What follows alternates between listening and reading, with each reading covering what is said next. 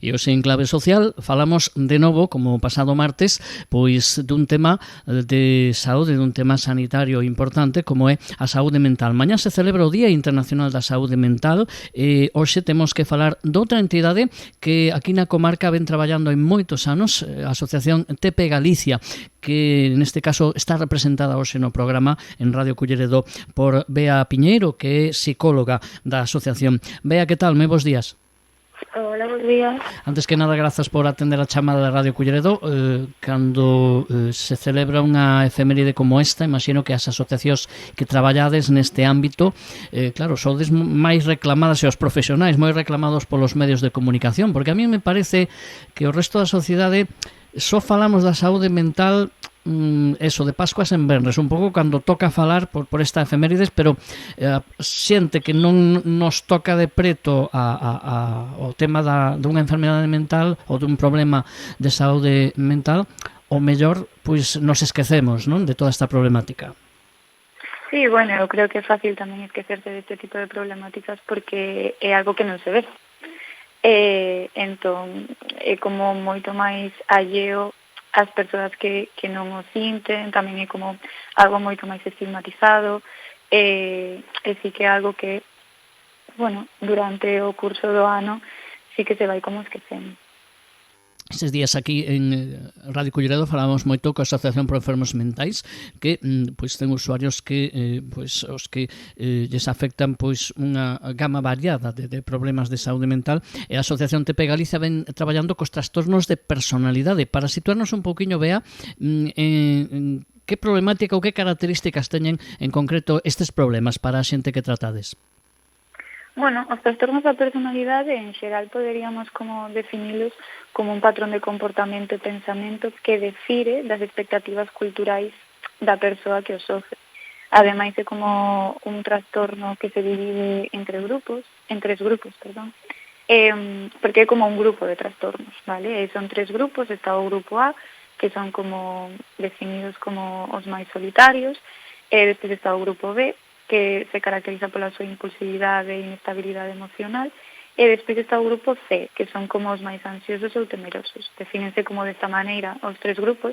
En cada grupo hai diferentes trastornos da personalidade. Nós sí que é certo que nos centramos máis no grupo B e en concreto no trastorno límite da personalidade, vale? Porque en este grupo tamén podemos atopar o trastorno histriónico, antisocial e narcisista, pero nós centrámonos máis no trastorno límite da personalidade, sobre todo porque é o máis diagnosticado, en principio porque tamén é o máis investigado. E hoxe en día que falamos moito de estatísticas a nivel de prevalencia, é dicir, de presencia, digamos, na poboación, tratades con moita xente, son moitos os casos de trastornos de personalidade? Bueno, claro, nós únicamente traballamos con trastornos da personalidade, sí que é certo que a prevalencia deste diagnóstico na poboación xeral estimase que entre como un 1,6 e 5,9, máis ou menos, nos contextos clínicos. Estamos a falar de un tema que evidentemente pues estos días, como decía eu antes, co gallo dese día da saúde mental que se celebra mañá, pois fai que o resto da sociedade lle botemos un ollo, pero o resto do ano pues evidentemente non. Hai tamén, como pasa con outras enfermedades mentais, que se convirte o tema destes trastornos como un tema un poquinho tabú, que dá medo ás persoas alleas. Sí, eu creo que sí que é un tema tabú, non sei se produce medo ou non nas persoas alleas, pero sí que é certo que todo o que ten que ver con trastornos mentais e así, sempre como que é algo que lle provoca distancia aos demais. Sobre todo, este tipo de diagnósticos que non teñen como tanto espazo na sociedade, non? Porque sí que en contextos non clínicos podemos falar moito da depresión, da ansiedade, que é algo como moito máis común, por así decirlo. Sen embargo, cando falamos deste tipo de diagnósticos, como pode ser o trastorno da personalidade, sí que crea como bastante distancia, sobre todo polo descoñecemento, non? Moitas persoas pensan que o trastorno da personalidade é como o trastorno múltiple da personalidade, non? Está como moi lonxe como desa imaxen que se ten deste diagnóstico.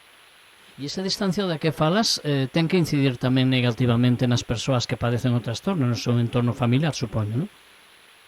Sí, en moitas ocasións, sí. Xa máis alá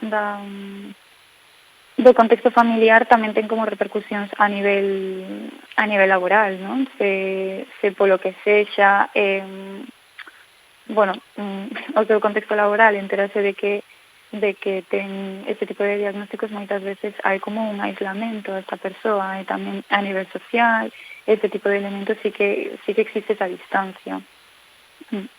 Venme a cabeza que evidentemente cando unha persoa afronta un tema deste tipo que ten que enfrontarse e lidiar, non, por dicirlo de algún xeito, con un trastorno da personalidade, lóxicamente ten que afrontalo, e o impacto pode ser importante. Que papel tendes asociacións como a vos neste caso en mitigar ese golpe inicial? Porque trátase, imagino, como con todas as problemáticas da saúde, primeiro encaixar, digamos, temos que afrontar un problema e logo comezar a dar pasos para solucionalo, para tentar palialo, non? Que papel xogades vos?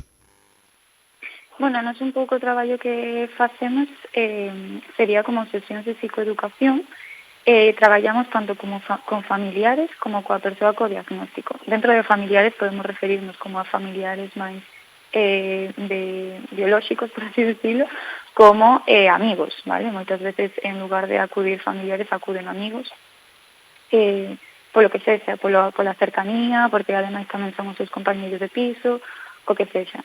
Dentro de familiares, sí que é certo que o que máis nos ven son nais, tamén temos algún pai, temos irmáns tamén, e o que traballaríamos cos familiares, por exemplo, serían as dificultades que senten a nivel emocional, a nivel comunicativo e sobre todo a nivel de establecemento de límites, ¿vale? Porque como dixen anteriormente, ao final este trastorno está como bastante definido pola impulsividade e inestabilidade emocional.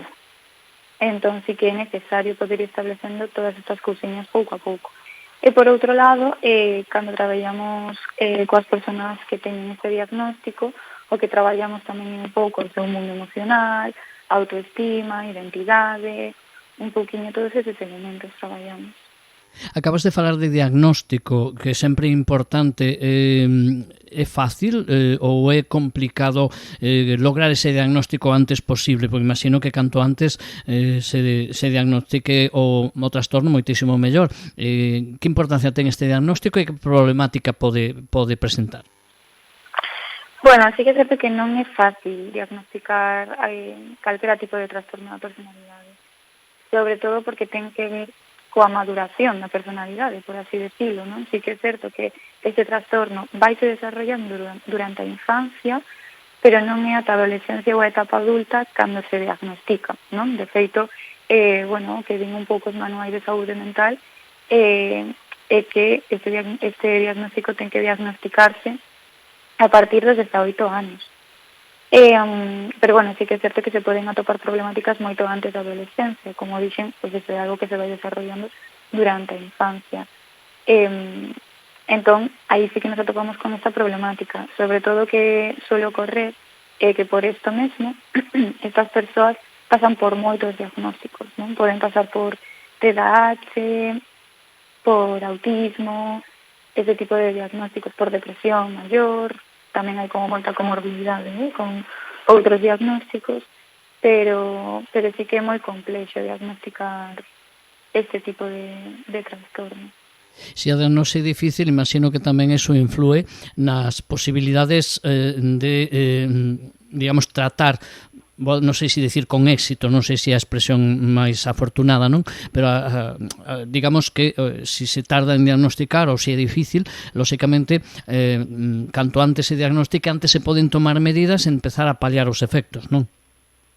Sí, canto antes se diagnostique é moito máis doado como que esas dificultades asociadas ao diagnóstico non teñan como tanto protagonismo ao longo da nosa vida vital. Sí, eso é totalmente así. E se pode falar de prevención ou de establecer unhas pautas para prever e tentar evitar que podamos chegar a ter un trastorno de personalidade ou non? Ou isto non se pode prever? Bueno, posiblemente dentro da prevención estea como toda esta parte de atender máis as dificultades na infancia. sobre todo, non? Porque se xa a persoa que pode chegar a ter un diagnóstico de trastorno de personalidade vai amosando que hai como dificultades moi concretas e que se poden asociar con este diagnóstico, non é tan importante como diagnosticalo por como esa etiqueta, senón atender esas dificultades que xa está como amosando.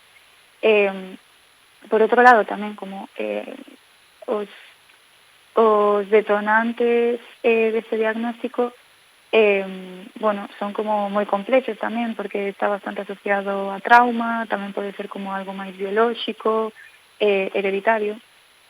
Entón, esas partes son como moito máis complexas de prever. Non sei se existe, ahora que falas un pouco das posibles causas, no? Dos posibles factores que poden influir, non sei se pode falar dun perfil, vos na asociación coa xente que tratades, hai un perfil por idade, un perfil por xénero, hai un tipo de doente que pode, por estatística, ter máis este trastorno? Sí que é moito máis prevalente en mulleres, vale? De feito, a prevalencia dentro do diagnóstico de mulleres é entre 70 e 80% dos diagnósticos clínicos, que é unha cifra bastante elevada. Entón, sí que é certo que, hai moita máis prevalencia en mulleres porque tamén estamos moito máis expostas a certos traumas. Hai moita máis potencialidade de vivir certos traumas, como pode ser violencia de xénero, abuso sexual, na infancia, o que sexa, non? Entón, despois sí que é certo que temos como ese grupo así, non? Como moito máis definido. Despois tamén, é o que te digo, que tamén un único acontece define a aparición de ningún tipo de trastorno mental. Entón, non por vivir que desarrollar ese tipo de trastorno, porque outras das razóns, pois eso pode ser por temas máis biolóxicos, hereditarios, pode ser incluso adquirido, non? Por un accidente de tráfico. É o que te digo, que sí que temos como un grupo moi definido de hai moita prevalencia de mulleres, polo menos que ven a nosa asociación, pero non significa que sexa como determinante. Antes falabas de prevención, eu agora pregunto, igual que preguntaba ao principio tamén, unido a esta pregunta que te vou facer, pois o tema da sociedade, a maior información o menor que temos, pois a sociedade que non sufre o trastorno, que papel pode xogar esa sociedade si se sensibiliza a hora de, xa non digo previr, pero polo menos concienciarse e buscar máis recursos, porque canto máis sensibilización hai sobre un tema sanitario, máis recursos a sociedade adoita pedir e requerir ás autoridades, non? Para que fagan fronte a ese problema. Se pode facer máis do que se fai hoxe, polo menos aquí en España e en Galicia? Sí, a nivel recursos sociais, por exemplo, da sociedade, sí que é certo que é un pouco ligado tamén á prevención como máis local, por así decirlo, do día a día, das persoas do día a día. Sí que é certo que cando unha persoa que sofre ese tipo de trastorno é vista por outra persoa de unha mirada moito máis amable debido á sensibilidade desa persoa, repercute de forma moi positiva na persoa que ten o diagnóstico. Eso por un lado, non? O que ten que ver máis con o noso día a día, o que ten que ver máis como de forma personal con nós, e a nivel institucional sempre se pode facer máis. Pola saúde mental, que te digo que tamén, ao final, ao ser como algo tan invisible, hai que se invisibilice tamén. Invisible porque non se poden ver, non? Non é como cando se rompes unha perna ou o que sexa. Sí, a nivel institucional sempre se pode facer máis, invertir, montar máis recursos, inversiones económicas, ese tipo de elementos é algo que, a día de hoxe, sigue estando na cola. E falabas antes de un xeito de como traballabades en a asociación, no? Do tipo de servicios que ofrecedes normalmente, cal é a canle pola que a xente contacta con vos? Venden derivados de concellos, de institucións, de profesionais da saúde, ou van tamén persoas e familias que o mellor pois se lles presenta o problema? Cal é a vía habitual? Ambas.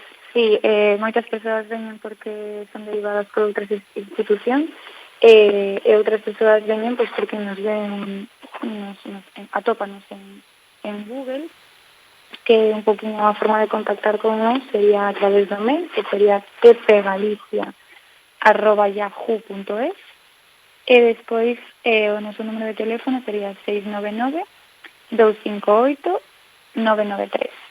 Entón temos como esas dúas canles polas que te podes comunicar de forma directa con nós.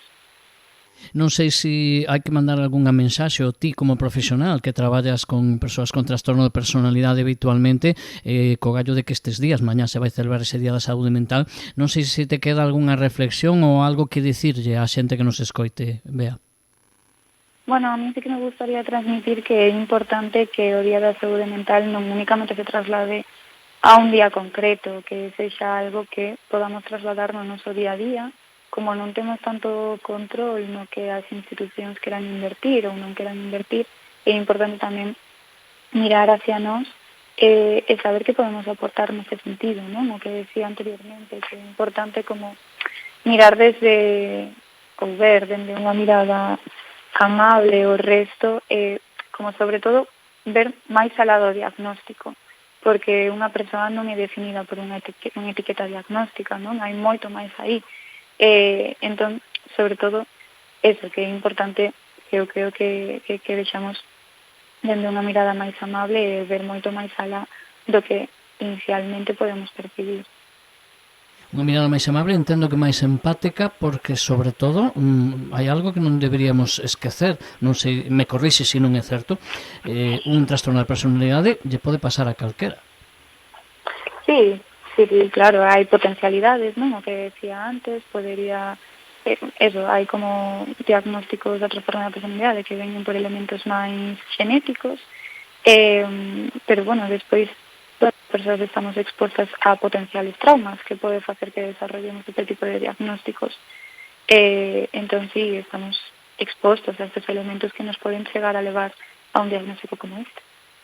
Pois a Bea Piñeiro, que é psicóloga da Asociación TP Galicia, que conmemora, evidentemente, como todas as que traballan neste ámbito, mañá ese Día da Saúde Mental. A Bea lle agradecemos moito que hoxe, pois, co todo o traballo que teñen na asociación, pois a dedicar a un cachiño aquí, a falar en Radio Culleredo, precisamente para tentar chegar a aquelas persoas que non son ao mellor conscientes ou non se dan conta de que existe ese problema e que é un problema de todas e de todos. Bea, moitísimas grazas, moito éxito na vosa actividade. A vos. Bo día. Moi bo día.